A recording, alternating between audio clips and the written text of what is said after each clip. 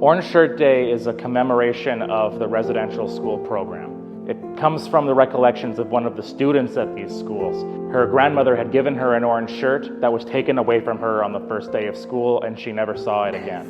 The orange shirt represents our families, it represents our traditions, and it represents the things that make up our identity that were taken away from the Indigenous peoples. CIS is a Canadian school, and Truth and Reconciliation is Canada.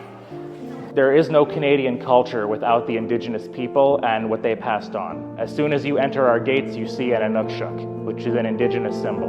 When you enter our foyer, you will see the shape of a canoe, which was the way that the Indigenous people traveled. There is no Canada without the contributions of the Indigenous peoples. So we remember them here, we celebrate Orange Shirt Day here, because that's what it means to be Canadian. The deepest impression I have is that how these students were treated.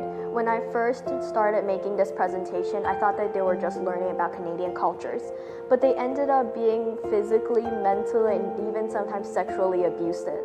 We always need to be reminded that every child matters. What I think that Orange Shirt Day does is it reminds us that we need to be listening to our students and really getting to know them.